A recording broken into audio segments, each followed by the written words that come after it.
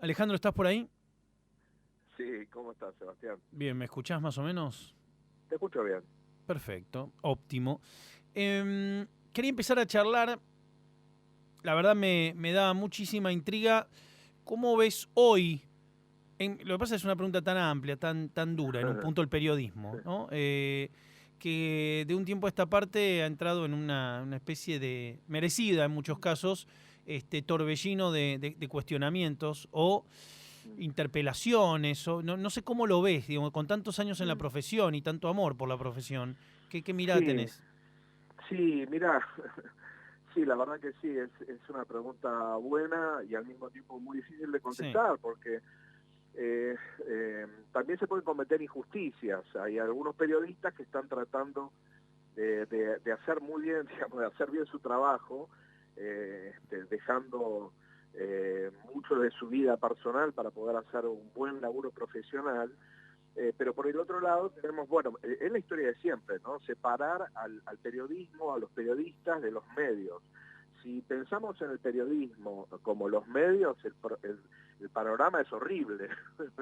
Es un panorama que está completamente polarizado, dominado por la política o por intereses económicos, en donde los márgenes para poder contar historias eh, que cada vez se reduce más, para el periodismo de investigación cada vez se reduce más. sí, Digamos, hay una enorme depreciación del laburo profesional, digamos,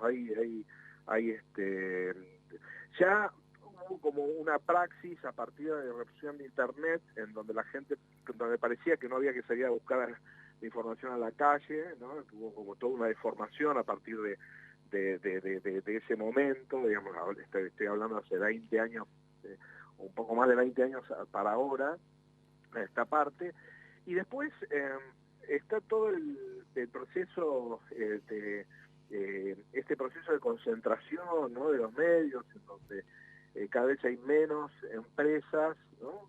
Que tienen más control sobre lo que se debe decir, no sobre lo que sucede, sino lo que se debe decir, sí. en arreglo a los intereses de cada grupo, ¿no? Entonces esto hace muy difícil este otro el lugar, cuando se te hace la pregunta, entonces, viste que es muy común que te pregunten, pero entonces, ¿qué leo? ¿No? ¿Cómo me informo? ¿De qué, no, yo no tengo tiempo para leer 3 diarios. Y No tengo es tiempo muy de difícil. pensar. No tengo ni siquiera tiempo, Eh, tengo que laburar, no tengo que, le puedo dedicar un par de horas, a lo sumo, 1 hora a informarme, ¿no? Exagerando.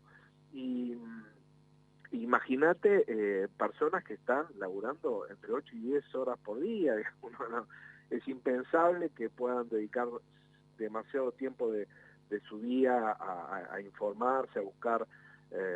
Entonces, ¿qué es lo que ocurre? El sentido común, esto que atraviesa a diferentes capas sociales, está formateado por titulares, por comentarios, por ideas viralizadas a través de memes, por lo más básico, precario e sí. interesado que hay, ¿no?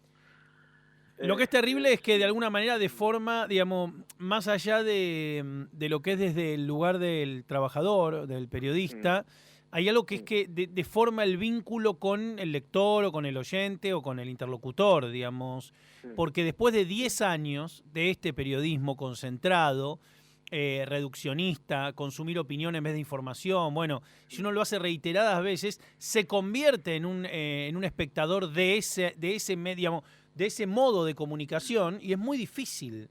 Pasa lo mismo con los sí. espectadores y el cine, con los lectores y la literatura, digamos. El Mm. problema es cómo se deforma también la audiencia más allá del medio, Sí, ¿no? sí, sí.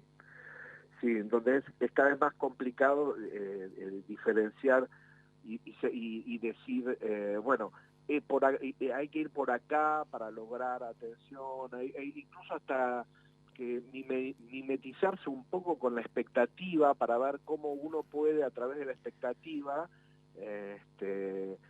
filtrar la realidad, ¿no? A mí me está pasando ahora con un proyecto, yo estoy pensando en un proyecto muy en función del tipo de consumo. No voy a hablar de proyectos, pero me parece que sirve el ejemplo para explicar cuáles son los recursos que uno piensa en un momento como este. Uno piensa que muchísima gente está consumiendo una cantidad de información a través de los canales de YouTube, a través de las redes sociales. Hay una precarización muy virulenta de los contenidos, ¿no? Entonces, y un consumo de unos contenidos muy básicos. Bueno, todo el mundo se convierte en fugaces. reseñador, en crítico, en cronista, digamos. Son esos... Claro. Y bueno, es un peligro eso. Y de pronto hay como un impacto mayor, hay como un crecimiento muy grande de algunos referentes que surgen de la nada, que muchas veces no son ni siquiera tienen formación o experiencia periodística, y que son quienes cuentan y quienes hablan de la, entre comillas, realidad. Entonces, esa tensión que hay, esa cantidad esas decenas de miles de personas que están consumiendo en este momento eso, ya tienen una costumbre, un hábito, y uno se pregunta cómo uno puede hacer para aprovechar esa tendencia, a buscar ese tipo de información en esos medios, para desviarla a productos más interesantes, a productos más que te hagan pensar, que te generen curiosidad para aprender y para buscar por tu cuenta más información, porque muchas veces es eso, ¿no? Disparar, incentivar al público a que profundice sobre ciertos temas, porque en media hora, 40 minutos, que puede durar, no sé, la atención de alguien viendo un programa o un documental, ¿cómo haces para lograr que esas personas se interesen y sigan investigando, o tengan o que la poca información que reciben sea noble, ¿no? Chequeada, qué sé yo. Es tan difícil, es muy ingrato, pero al mismo tiempo es un desafío, ¿no? Al mismo tiempo es un desafío que hay que tratar de superar y sobre el cual nunca tenemos que dejar de pensar, porque siempre hay nuevas generaciones que nos pueden sorprender. Volviendo al principio, sería muy injusto decir todo el periodismo es un desastre, nada. De pronto uno se encuentra, ¿no?, con periodistas jóvenes que decís, wow, viste, qué bueno, ¿no? Hay que estimular esto, ¿no? Hay que pensar formas o fórmulas para que estas personas puedan desarrollarse en la profesión y que no se sientan rápidamente frustradas y que dejen de hacer lo que hay que hacer, que es investigar, ¿no?, que es informar sobre la base de datos y no sobre lo que se dice, ¿no? Y si es lo que se dice, bueno, aclarar qué es lo que se dice. Cuestiones tan básicas, ¿no? Hay algo de cómo ha contaminado lo herético la vida cotidiana. La gente, en un porcentaje, por lo menos la gente joven, amigos, amigas que conozco, de un tiempo a esta parte, digamos 8 años, actúan como si fueran personas de los medios, en la vida privada, en sus redes sociales. Digo, de repente le han copiado lo peor al medio, que es declaran todos los días en redes como si fueran gente, no sé, del quehacer nacional, que tiene que expresarse. Y el problema de eso, me parece que estoy en contra de la expresión y para nada, el problema de eso es que hay una confusión tan grande entre la notoriedad, la fama, lo trascendente, la vida pública, la privada, digo, todos temas en crisis que vamos para adelante corriendo y que en algún momento yo creo que puede tener una implicancia, un golpe muy fuerte a nivel psicológico, anímico. Es muy difícil todo este cebamiento ridículo, ¿no? Esta ensalada. No, me parece que no es tan, bueno, no pasa nada, no le des... Me parece que conspira muchísimo contra unas cosas en lo personal. Sí. Sí, esto que estás escribiendo es el momento al que nos proyecta una plataforma completamente novedosa, que son las redes sociales, que entronizan a la vanidad, ¿no? Pero de un modo que grotesco y brutal. Si uno sigue, ¿sabes? Ale, hemos hecho con algún amigo digo experimento entre comillas, que fue un seguimiento de una cuenta, ponele. Como, che, vamos a ver qué hace esta persona 24 horas. Escalofriante. porque son 9 estados de ánimo diferenciados. Decís, qué soledad en primer lugar y qué necesidad. Qué necesidad con este tono y qué necesidad de qué necesidad, la verdad. O sea, quiero decir, cuánto vacío, porque todos los días es eso. Una cosa adictiva, vacía, como muy, muy angustiante. Pero bueno, qué sé yo. Sí, de repente observamos eso y hay personas que en ese proceso de pronto desaparecen y uno se alegra. Sí, claro. Sí, bueno, claro. O empezó terapia, o se enamoró, o le pasó algo. Claro. Claro, pasó algo bueno en su vida que tiene que largó, ¿no? Sí, Está estoy de acuerdo. ocupado, Sí. ¿no? Está trabajando, está Es bueno. activo en un Hoy es proyecto un buen real. síntoma. Hoy, por contrario de preocuparte, te alegrás. Es verdad lo que Te decís. alegrás. Sí, Sí, totalmente, te alegrás. totalmente. Por ahí si pasa demasiado tiempo uno No, puede bueno, decir que claro. la persona en la que uno está encariñado, uno puede mandar un mensajito, Che, todo estás bien, bien. encantado. Sí. Pero Pero sí, generalmente es una buena noticia. Lo que se pasa encuentra detrás, eso. sí, es Sí, algo bueno. sí. Quería hablar un poco también de, digamos, y ver cómo, porque te lo debes haber planteado y te lo debes haber preguntado, digo, habiendo estudiado y habiendo de alguna manera cuestionado cosas que tenían que ver con el avistamiento ovni, ufología y un montón de cosas en una época donde todavía había, y era muy romántico, cierto misterio, y necesitábamos que gente como vos, digamos, comunique, escriba y aparezca.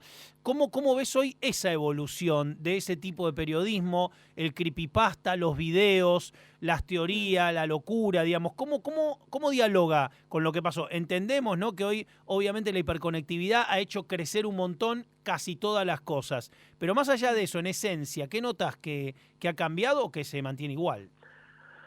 Mirá, lo que yo noto es que hay una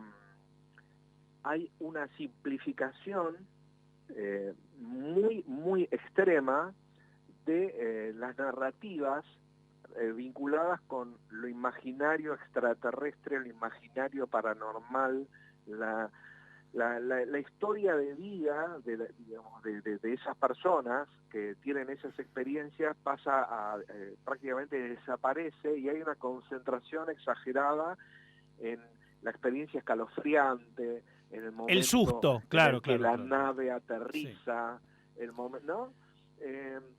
Hay un desplazamiento tan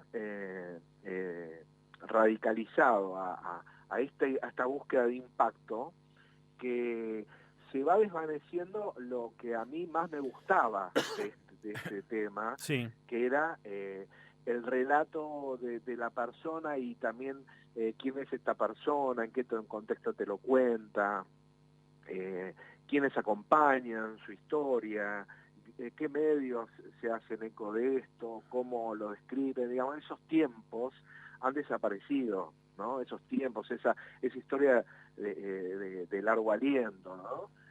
Atravesada por muchos actores.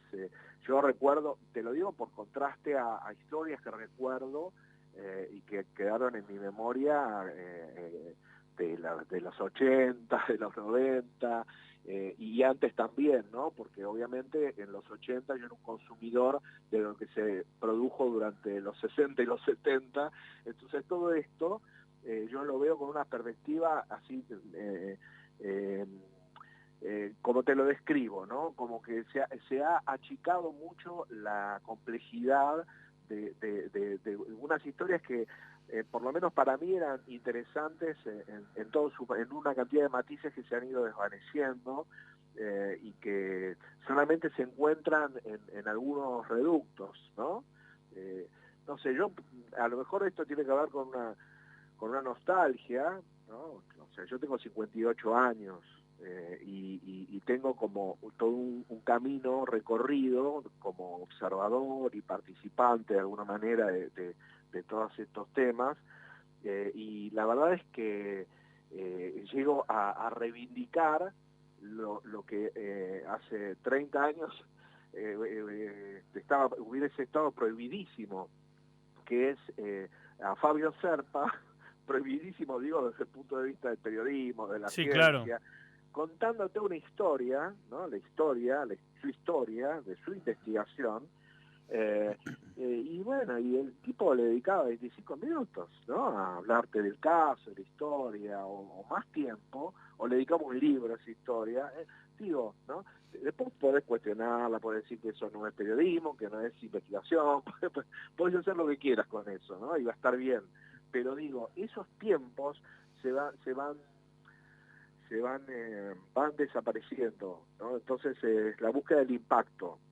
Y uno a veces cae en esa tentación de ver cuánto se puede contar. Hace poco con un amigo, con Leandro Bartoletti, hicimos un experimento así de unos meses de trabajar semanalmente en el desarrollo de un programita que el que duró más duró 20 minutos y el que duró menos duró 3, 4 minutos, 6 minutos, que eran videos en un canal que subimos a YouTube. Y la verdad es que es todo un desafío poder contar mucho en poco tiempo, ¿no? Uh-huh. Y estuvo bien como ejercicio, ¿no? Ver cuánto podés decir en poco tiempo, que es el tiempo que cualquier persona interesada por estos temas le puede dedicar. Bueno, a lo mejor es falaz, ¿no? Porque a lo mejor es una idea equivocada esta de acomodarse a las tendencias y ver qué ocurre, ¿no? Si vos te acomodas a la tendencia, porque a lo mejor la expectativa, ¿no? En el caso mío, por ejemplo, como productor de un ciclo, en este caso, esto que te digo, se llamó Gravedad Cero, el lado Z de la fe, que duró, no sé, creo que 12 o 13 episodios. Uh-huh. Esta experiencia a lo mejor fue equivocada en el sentido de que a lo mejor yo tendría que haber hecho algo de más largo aliento, ¿no? O sea, algo de 40 minutos, 50 minutos, contar a fondo las historias, ¿no? Bueno, pero para eso a lo mejor hubiese necesitado como más tiempo de desarrollo y de trabajo, ¿no? Puede parecer un poco contradictorio esto que te digo, lo es, pero tiene que ver con lo que te decía antes, ¿no? Esto de pensar un poco a ver qué tipo de formatos pueden llegar a funcionar en un momento como este para conquistar parte de la atención del público y contarle historias como a uno le parece que deben ser contadas, ¿no? Hubo una época de oro en la década del 80, bueno, hacia finales de los 70, principios de los 80 y mediados de los 80. Vos mencionabas a Fabio Serpa, estaba Romaniuk también, había Sí. estas conferencias donde se hablaba de ufología. Bueno, la película Encuentros Cercanos tuvo muchísimo que ver, desatando Sí. una especie de fiebre por ser la primera vez, creo yo, junto con Recuerdo del Futuro, que era otro documental de culto de los 80, que bueno, acá creo que en el Cine Alfil lo dieron, estaba medio, ¿no?, clavado en la cartelera un tiempo largo, o volvía a Sí. reponerse más bien. Y todo eso, ¿qué pasó con todo eso? Porque tenía un aire, un aroma bastante serio, digamos, por lo menos en la percepción que yo tenía siendo chico, que era algo que cierta inteligencia que también estaba combinada con la revista Fierro, La Calle Corrientes, ciertas lecturas de Philip Dick, cierta música, estaba cerca de esa cultura, esto que estamos mencionando, ¿no? De alguna manera. Sí. ¿Qué se hizo de todo eso? Claro. Yo creo que son nichos, ahora son nichos nostálgicos, ¿no? Pero fíjate Eh, que la otra vez lo hablamos con un amigo, revista El Péndulo, los libros Minotauro, digo, parece como que es muy amplio, pero yo creo que podemos encontrar una especie de lectora ideal dentro de todo esto que estamos mencionando, y pareciera que eso no ha tenido una continuidad, ¿entendés? O una reformulación, fue como ese momento. Y uno, sí. siendo chico, porque yo llegué a tener 12 años, lo más cerca que estuve de ese mundo, decís, che, Sí. se añora, porque hubiera estado bueno, me parece. Mm. Sí, sí, la verdad es que no se vislumbra hoy esa continuidad, ¿no? No la ves, no hay. Yo pienso que esto ahora se ha ido transformando, sobre todo, volvemos a hablar nuevamente de las redes sociales, de YouTube, de Facebook, de esta, digamos, de una cantidad de personas que buscan atraer la atención del público, contando sus historias, buscando sus historias, todo muy segmentado, ¿no? Hay mucha oferta de muy diversa calidad, en general te encontrás con productos así de grandísimo impacto, pero que, digamos, tienen hay muy poca inversión. Te das cuenta de que es un tipo con la cámara y un poco de trabajo en la escritura de un guión, ¿no? Y sí, la verdad es que de eso ha quedado bastante poco, de aquella tradición. Hay probablemente experimentos así actuales en internet, a través de sitios o de blogs, ¿no? Que están buenos. Estoy pensando, por ejemplo, en el Proyecto 5, que es un proyecto, un grupo de escritores que retoman un poco aquel viejo formato del péndulo, pero con una mirada contemporánea. No es tanto lo que hay para nombrar de todo, digamos, que pueda recuperar aquella tradición al día de hoy. Yo estoy haciendo un blog que es algo que puedo hacer, que es lo que es la revista que me gustaría hacer si tuviese más tiempo, ¿no? Pues no tengo tiempo, entonces cada vez que le pongo un poco de atención al blog, trato de publicar alguna cosa que esté buena, que sé que no se va a encontrar en ningún otro lado, porque sé que no está en ninguna otra parte, sin ninguna expectativa de impacto, ni mucho menos. Lo hago porque lo hago. ¿Cómo se llama? Factorelblog.com. Yo en ese blog voy publicando lo que me parece que haría si tuviese una revista. Sí. Con las limitaciones propias de que, bueno, que no obtengo ningún beneficio por hacerlo, digamos. Es algo que el único beneficio es espiritual, ¿no? Llegar a un público con una información que por ahí no va a encontrar en otro lado, que muchas veces, sabes, que yo lo siento como una necesidad casi biológica, ¿viste? Como un imperativo biológico, de decir, yo no puedo dejar de decir lo que pienso sobre esto. Hace poco se emitió un informe en los Estados Unidos, el Departamento de Defensa, el Departamento de Inteligencia informó al Congreso de los Estados Unidos sobre una investigación digamos que se hizo respecto de lo que ahora se llama WAP, ¿no?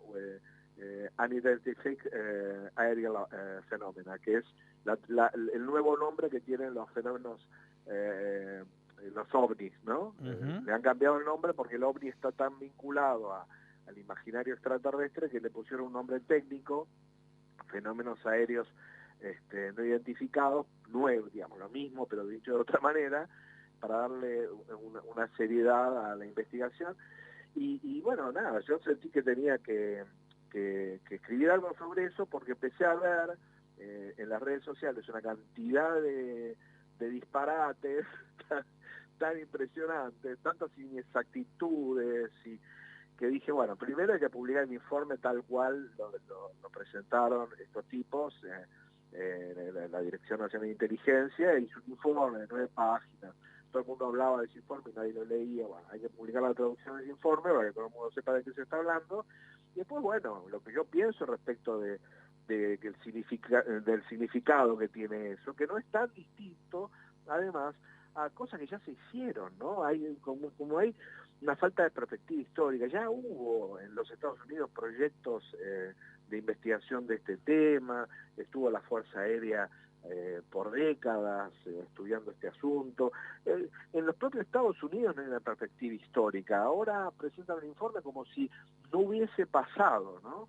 Como si, digamos, sin hacer la menor referencia a estudios que se hicieron en la década del 60, que ya habían llegado a una serie de conclusiones que vos ahora podés cuestionar, podés decir, bueno, cambiaron los tiempos, hay nuevas cosas para investigar, pero no, o sea, no te encontrás, o sea, no es algo que vos digas, bueno, acá en la Argentina no se retoma.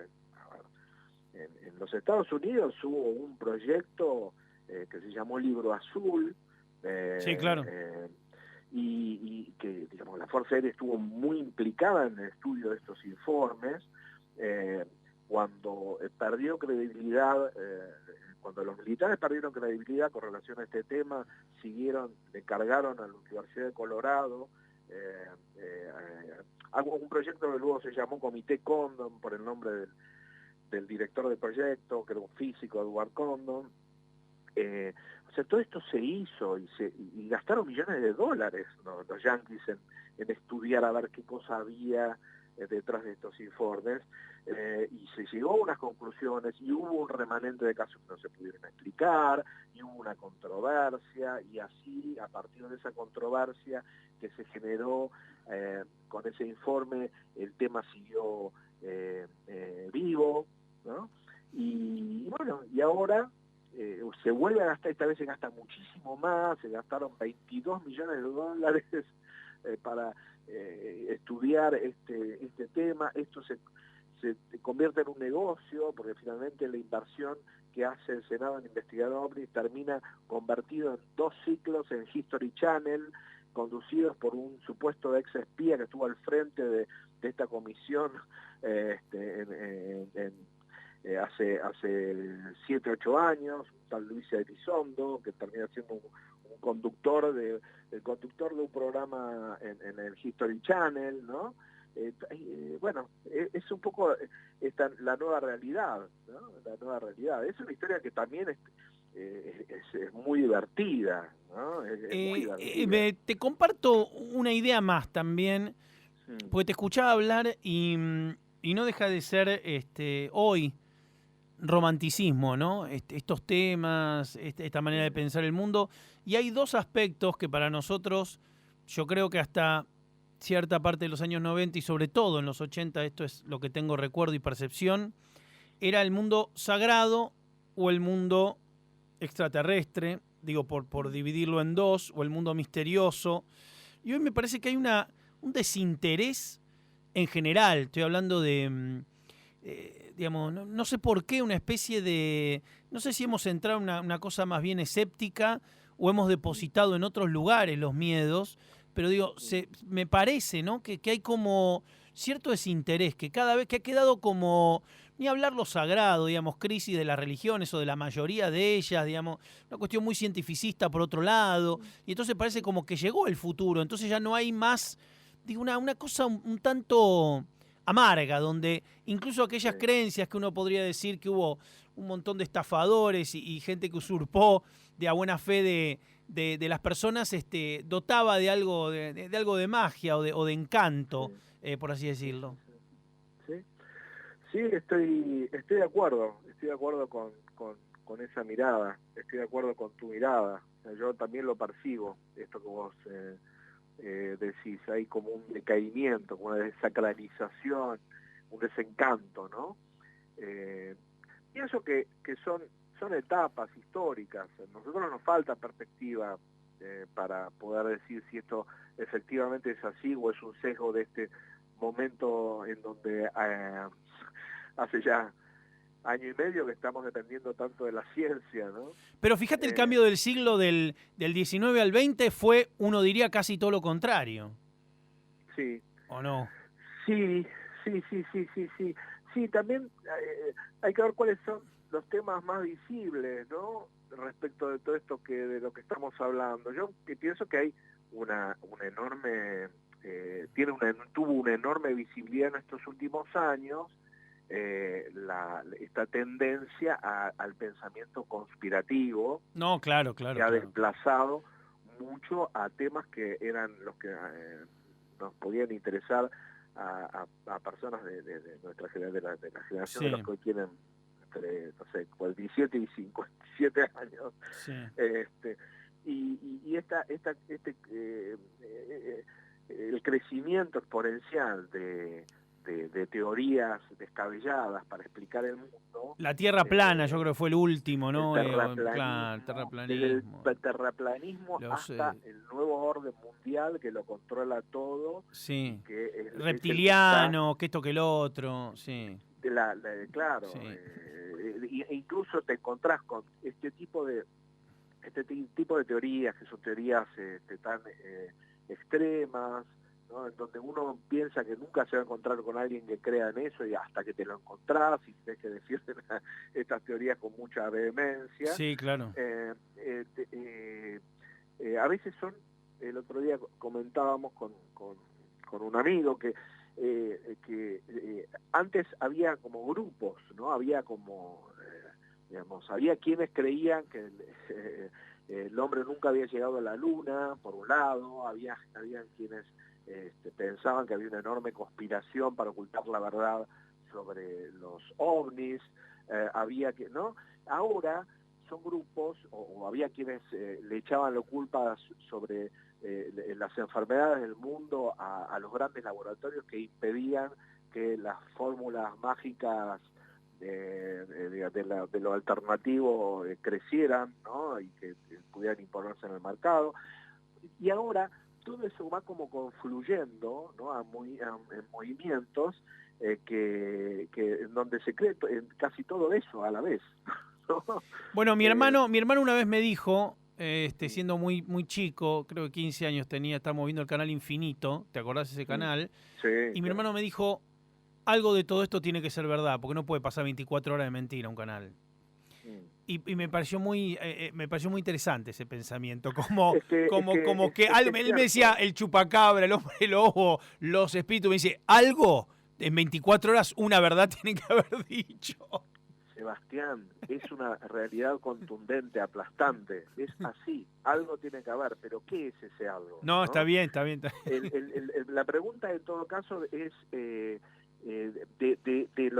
lo que es amiga de verdad, ¿no? Que hay en este tipo de narrativas.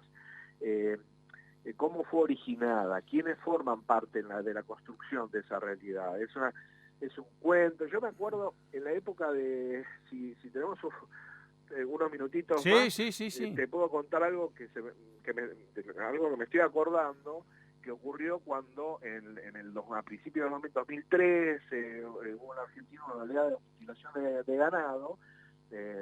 O sea, empezaron a descubrir los productores rurales, los veterinarios, la policía y por supuesto los ufólogos, vacas extrañamente mutiladas en distintas provincias argentinas, sobre todo en La Pampa, en la provincia de Buenos Aires, en San Migueló, el pueblo donde esto empezó, y a donde fue Fabio Zarpa desde el principio, ¿no? A ver qué era lo que había pasado, porque esto retomaba una tradición de los 70, en los 70 había ocurrido una oleada similar, que se la relacionó con ovnis, en Puerto Rico y México a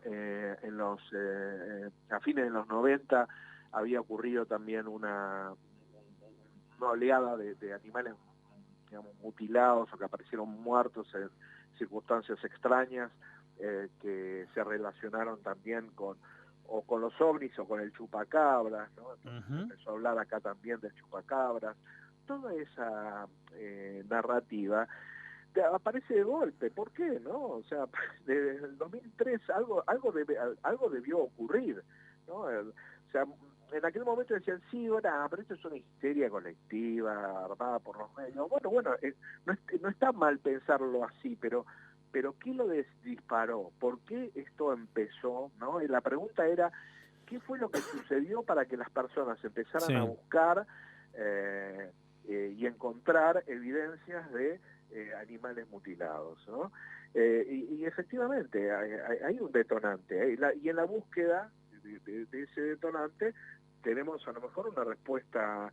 Yo esto lo vinculaba, la respuesta para mí fue una asociación que hice en aquel momento con algo que pasó en el año 54 en Seattle, en los Estados Unidos, en donde hubo una oleada bastante parecida, pero de otra cosa, que fue una oleada de parabrisas mutilados. Empezaron a descubrir, a partir de un programa radial, llamó un oyente para decir que había descubierto que había unas extrañas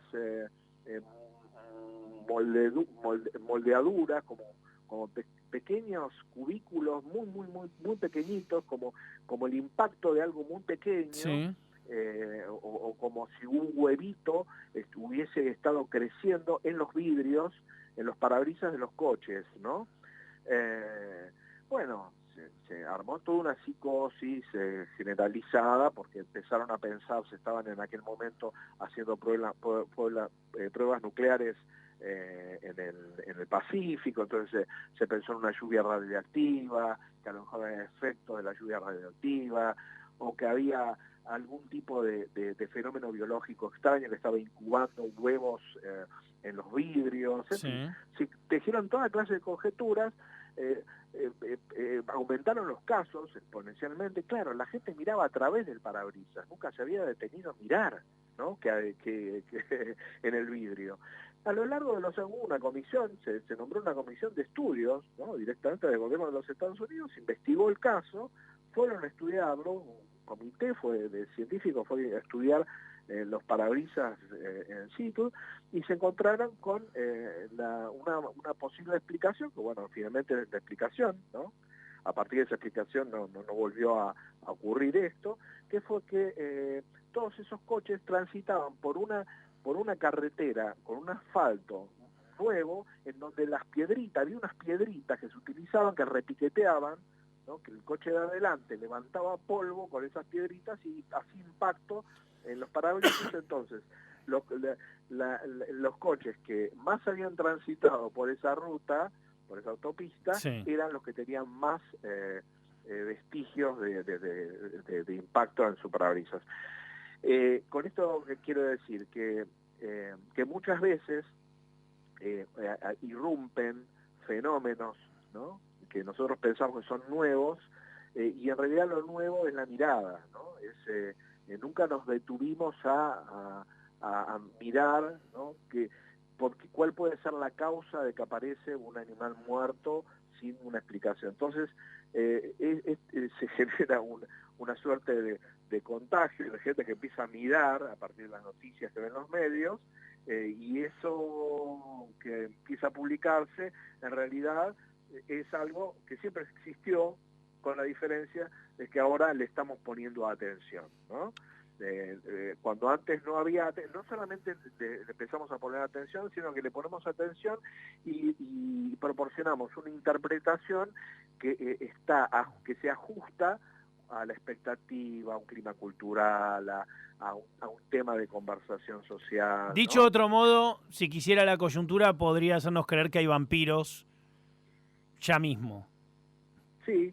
Totalmente, no? O sea, el aparataje, suponete que se ponen de acuerdo, no sé, muchísimos medios periodísticos a lo largo del planeta, y bueno, si en una semana estamos conviviendo con vampiros o con lo que quieran. Sí, o con lo que sea, sí. Pero me parece que estos acuerdos son acuerdos completamente involuntarios. No, o sea, desde ya, no estoy hablando claro, no estoy hablando de una conspiración atrás de eso, pero digo, pero como siguiendo algo y solamente alguien sigue algo y alguien sigue lo otro y alguien sigue, bueno, en un momento se construye algo, ¿no? A través de esa persecución de lo que ha sido un éxito, por así decirlo, entre comillas. ¿Tu libro se consigue? ¿O ya no se consigue más? La verdad es que mirá, Invasores es un libro que siempre se está por reeditar y que por H o por B nunca ocurre. Supongo que en algún momento eso sucederá. Yo creo que todavía se puede conseguir en formato digital, porque me han contado últimamente que lo leyeron en ese formato, así que supongo que sí, que todavía se debe poder conseguir en formato digital. ¿Estás dando clase, Ale? ¿Estás dando clase de periodismo en algún lugar? No. Sería interesante. Nunca lo hice. Y bueno, es que te escucho hablar y yo digo, qué lindo que estudiantes de periodismo escuchen estas cosas. No, en algún momento algo va a hacer. Sí, a mí me parece que sería de verdad, muy valioso. Digo, solo, mira, con el concepto que acabas de desarrollar, el último, de depositar la mirada y la construcción, entonces, de la realidad, bueno, ya solo con eso, para empezar, ya sería bastante interesante como concepto, te digo. Pero estaría muy bueno porque, lo transmití de un modo estupendo y es valioso todo lo que...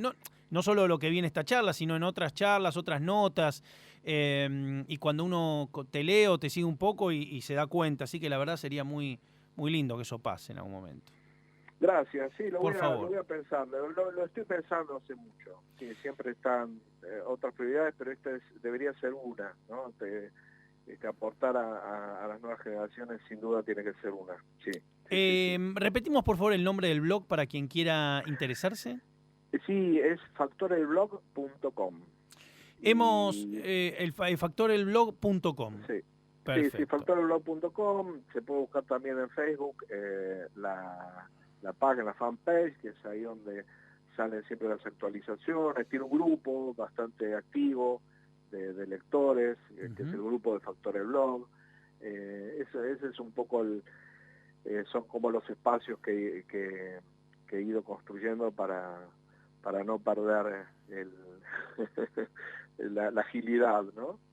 Muchísimas gracias por esta charla. Alejandro Agostinelli, una persona que admiramos muchísimo y acérquense a todo lo que escriba, estén cerca, presten atención porque vale mucho la pena. Gracias, Ale, por este ratito. Gracias a vos, Sebastián, por tus palabras. Por favor, querido, volveremos a hablar en cualquier momento. Un abrazo enorme. Cuando quieras. Continuamos aquí en Un Mundo Feliz.